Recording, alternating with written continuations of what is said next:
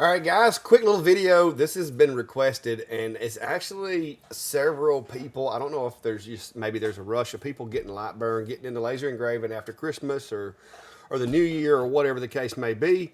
But there's been a lot of people asking me questions about fonts. Where do I get this font? Where do I get that font? How do I add fonts to Lightburn? What are the processes? What are the steps? And so this is going to be just a little short, quick video for you guys that maybe aren't familiar with how to add fonts to Lightburn, what it entails. And I'm just going to walk you through the process and kind of explain to you how it works as we go. So this will be a quick one. So if it's something you're interested in, stay tuned. I'll be right back.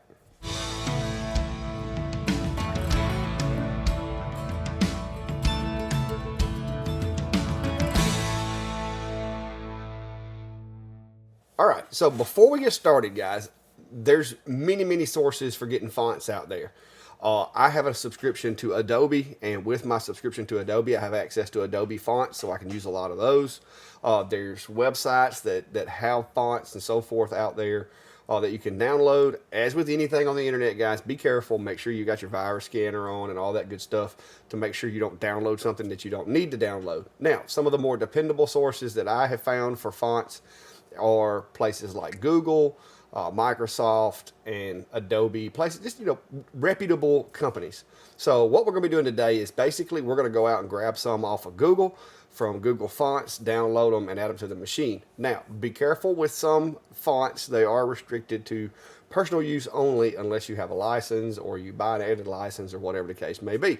So just be aware of that also. But I'm going to move you down to the computer, and we're just going to go the quick process of going out, grabbing a couple of font packs, and add them to the machine. So here we go.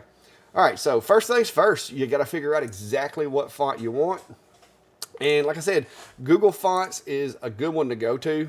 You just literally go to Google, search Google Fonts, and it's going to pull you up. You should get the first result you get should be this one. Like I said, you can go down through here. There are all kinds of places that you can get fonts. This is one of my faves because I do have Adobe. I use it for, matter of fact, editing this video and stuff like that. So I have access to fonts that you can't get otherwise. But there's plenty of places to get them. Anywhere outside of Google, do your homework. Make sure you're not going to be downloading any bad files or anything like that. So if you wanted to, let's say we wanted a calligraphy. That's a really popular one. Let's see if there's anything out there. No, that's not showing any results. So we'll just basically just scroll the trending ones here and see what's kind of out there that I don't already have. So obviously don't have those. Those are not something I would need. I don't see anything unique or cool. This one's pretty neat, and I know I don't already have it because I would have saw it if I didn't. If I did, so this is just this kind of a preview of what it would look like, and you can type your own text in here and just like see what it would look like, so that you get an idea if it's what you want. Most all of them are going to have, a test phrase there, but that gives you an idea. And you can even preview it as in different pixel sizes and all that good stuff. So once you decide, okay, that's the one that I want, then you just hit get font. It's going to take you over here to this. Always with Lightburn, you're going to want to just do the download, and it's going to download the file, and then you go into the file, and it's going to download as a zip file, which is kind of like if you buy something. And you can see I've actually gotten some fonts lately. There's some that I've already done last week because I was working on a project, needed some different ones. But you go in here and just right click on that file, hit extract all. Now, if you don't change anything here, it's going to drop it in that same folder as where the compressed file is already. That's typically what I do because I just leave them in my download so I can purge those every now and then. Hit extract, and when you hit extract, it's either going to open automatically like this. If it doesn't, then you just go back into your download folder, double click that folder that is created, and you're going to see several files. You've got the README file, which is going to contain any kind of stuff that you need to know about copyrights and user rights and all that kind of stuff. It'll also have a little more information on the text. Typically, unless you're wondering about copyright stuff, this isn't really something that you're going to be concerned with, but it doesn't hurt to give it a read and see what it says. So the next thing that you'll do is you'll look for the folder that's going to be basically, it'll say TrueType font or just font. There's several different varieties, but you want to take that font file. It's normally going to be the largest file in that folder. Double click it. It's going to open this, and this is basically the Windows font installer that's on your computer already. You'll also, if it's got several different varieties or variants of the file, you'll also see this next button up here. So we've got Honk Brush, we've got Honk Ninja, Honk Irregular, Honk, just the generic Honk, I guess, Compressed, Rounded, Softy, Balloon, Wood, and Flower. So this is actually going to install all of these different fonts here. So it's not just going to be that one. We get a whole family of fonts to add to our machine. Simply hit the install button. It's going to take a few seconds. Bam, it's in your machine. Now, the name of this font is Honk Brush. So we're going to go look for that in a minute. So y'all help me remember, Honk Brush. So we're going to close out of here. And if you have Lightburn opened already, once you install a font, you're going to want to close Lightburn and then relaunch it. So we're just going to launch it because we didn't have it opened.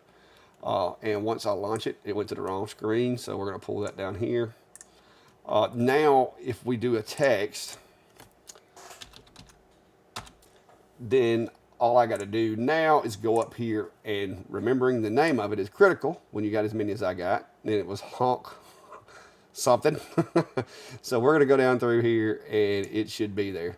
And there we go. We got several different Honk formats. So we got Honk Flower. Let me make this bigger where you can see what we're doing here. Just drag it. We got Honk Flower. We got that regular one. Several varieties of it. So now those are added to my machine. Now, some of these don't look like something I would be using, but you get the idea, guys. Whether you have to purchase it or whether you get it for free, that's the process right there. So just remember, when you install the font, close Lightburn and reopen it, because if you don't, your font selection, when Lightburn opens, it kind of loads your fonts. And if you don't close Lightburn and reopen it, you won't see the new added fonts. So basically, guys, that's it in a nutshell. It's not complicated. It's not rocket science. I understand a lot of people aren't really accustomed to computers in the way that they work. The hardest thing for some people is the actual installing of it, because the zip files, if you don't know what those are, those can be a little intimidating. But basically what it does is it compresses that file and just makes it smaller, easier to download, quicker to download. It's a little more secure. It's less likely that, you know, it could get corrupted on the way to you, that type of thing. So the zip file, once you get that, just extract it and install. It's that simple. And you can have any font that you can find on the internet in Lightburn, regardless.